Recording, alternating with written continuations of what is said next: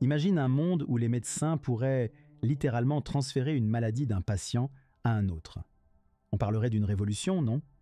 Dans cette nouvelle ère, la médecine moderne se redéfinirait entièrement. Imagine entrer dans un hôpital et voir ce pouvoir en action. Un médecin avec un calme olympien transmet une maladie bénigne d'un patient robuste pour soulager un autre en détresse. Ça te ferait peut-être sourciller, mais pense aux regards admiratifs et inquiets des femmes qui assistent à ce spectacle audacieux. Des compétences inédites se dessineraient pour les médecins, élevées au-delà du savoir traditionnel. Une telle transformation provoquerait un changement radical dans notre perception des maladies. Elles deviendraient des entités presque maniables, modifiables, maîtrisables. Cette montée en puissance pourrait fasciner, effrayer aussi. Des discussions passionnées et animées naîtraient à chaque coin de rue où chacun irait de son avis, prêt à confronter cette nouvelle médecine du possible. Imaginez-vous face à ce dilemme cornélien. Transférer une maladie d'un patient volontaire et robuste à un autre, affaibli. L'idée vous choque, n'est-ce pas? Bienvenue dans notre étourdissante époque où l'éthique médicale se retrouve bien à la croisée des chemins. Ce scénario, bien que fictif, nous invite à envisager les questions morales que suscite cette potentielle avancée scientifique. Jetons un coup d'œil sur les droits des patients. Avec ce pouvoir de transfert, le consentement éclairé devient crucial. Pensez à Ahmed, acceptant de céder son rhume pour soulager la bronchite chronique de Sophie. Mais que se passe-t-il si Ahmed change d'avis à la dernière minute? Doit-on vraiment pourchasser un brave homme enrhumé dans les couloirs de l'hôpital pour obtenir son accord? Nous voyons bien là que la responsabilité médicale serait mise à rude épreuve. Passons à 2035, quand soudain la spéculation devient réalité.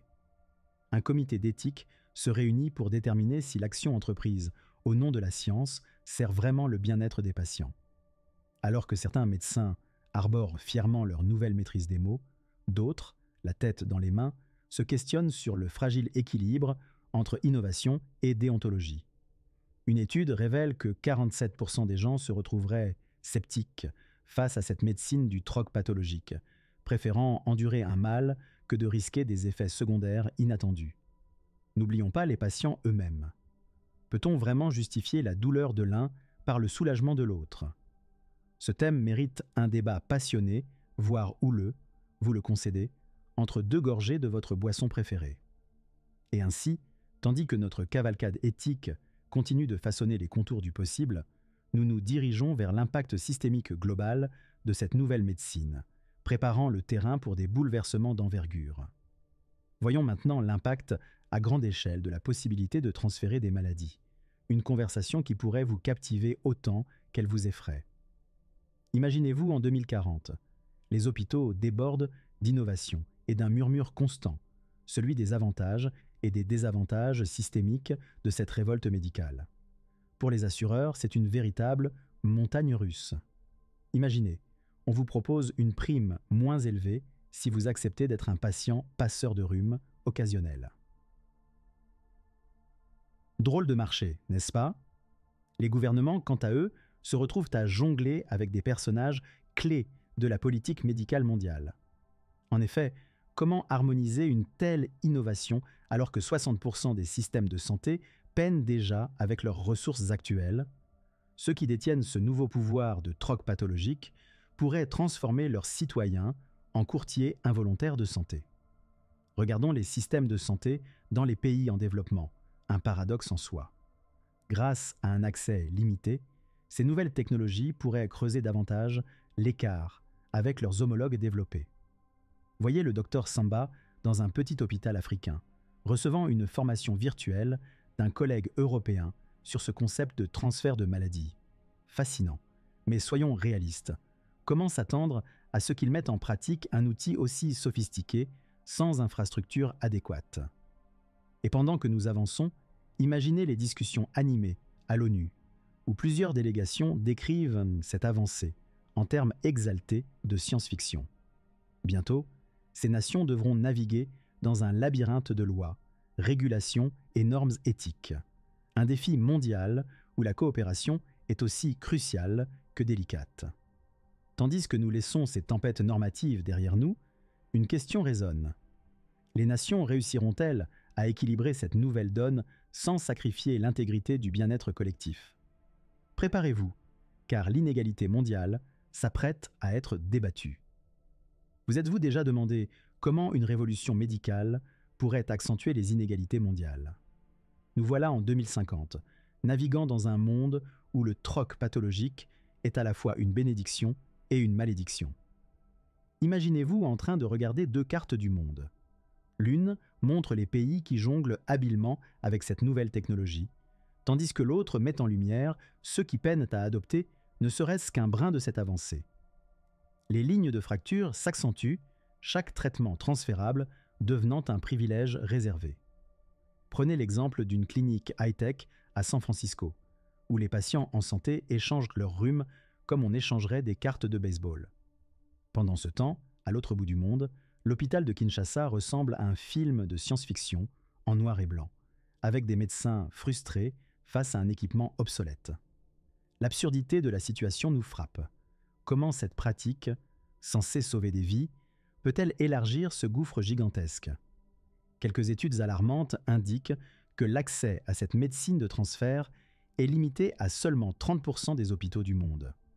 Vous voyez le tableau, des coupes budgétaires perpétuelles, des priorités mal alignées. Imaginez, en 2060, les dirigeants du G20 réunis dans une salle, débattant sans fin. Un diplomate aux cheveux grisonnants insiste pour que les pays développés fournissent une assistance technique aux régions moins fortunées. Tandis qu'un autre, sceptique, hoche la tête avec un sourire léger, tatoué d'un cynisme appuyé. Transférerons-nous aussi les inégalités, alors? À mesure que les discussions s'enveniment, une autre question surgit. Comment éviter que ce fossé médical ne devienne insurmontable? Mais avant cela, préparons-nous à explorer l'inconnu. Imaginez-vous en 2070, une époque où la science-fiction d'hier est la réalité d'aujourd'hui. La médecine du troc pathologique est devenue mainstream, à tel point que même les enfants en parlent à l'école. Pourtant, ce conte moderne n'est pas sans zone d'ombre. Vous vous demandez sûrement, dans ce monde en constante évolution, quel chemin allons-nous emprunter? Prenons le cas de Marc, un architecte de renom qui décide de donner une grippe afin d'obtenir une réduction sur ses assurances santé. Mais que faire quand cette même grippe se transforme, entre-temps, en une version mutante imprévue? Vous le voyez, la médecine évolue si rapidement que même le meilleur des sorciers de la santé peut se rester perplexe. Voyez ensuite l'avancée des recherches. On parle de la possibilité de transférer des maladies mentales, ce qui suscite un débat houleux parmi les experts. Vous imaginez la scène. Une réunion de neurobiologistes passionnés, brandissant des diagrammes complexes et échappant occasionnellement un eureka ou deux, tout en débattant de l'éthique d'une telle pratique. Des statistiques intrigantes font surface. 85% des Européens déclarent se sentir plus inquiets que jamais à l'idée de choisir des maladies comme sur un menu. Et pourtant, l'idée persiste, séduisant les plus aventureux comme une douce promesse de contrôle sur l'implacable destin. En parallèle, des voix s'élèvent à travers le globe. Les mouvements sociaux s'embrasent, des pancartes en main clamant « Non au commerce pathologique ». Le dialogue, parfois houleux, refait surface, interrogeant notre morale collective. En fin de compte, une question se pose. Sommes-nous prêts pour cette aventure vers l'inconnu, où la santé et l'éthique dansent une gigue complexe? Vous le verrez, la prochaine étape met en lumière ces paysages futuristes et les stratégies potentielles pour diriger cette révolution sans heurter nos valeurs fondamentales. Vous voilà projeté en 2080, une époque où les avancées du troc pathologique ont engendré des réactions aussi fascinantes que controversées. Vous voyez, même les journaux titrent « La santé est-elle devenue un jeu de société ?» Mais ne nous emballons pas, allons voir ce qui se trame réellement dans ce monde effervescent. Imaginez Maria, une professeure enthousiasmée par cette révolution. Elle raconte à ses élèves que les rhumes deviennent des monnaies d'échange lors des anniversaires. Pendant ce temps, en coulisses, les chercheurs poursuivent furieusement la piste du transfert réversible, pour les maladies potentiellement létales. Une course contre la montre où l'ironie flirte avec la science. À l'échelle mondiale, la santé publique se réinvente. Les États-Unis, pionniers dans le domaine, envisagent de soumettre ces échanges à des taxes sanitaires. En Europe, l'approche est plus modérée. Des sondages révèlent qu'environ 70% des citoyens préfèrent un encadrement strict plutôt que d'adopter un laisser-faire effréné. Côté individu, l'évolution des mentalités est palpable. Des réseaux sociaux dédiés des forums entiers à l'art du changement de symptômes, suscitant la curiosité et l'inquiétude. Imaginez un médecin du quartier discutant de technologie avec des expressions de science-fiction, essayant de s'adapter à une clientèle plus informée. Et qu'en est-il de l'éthique?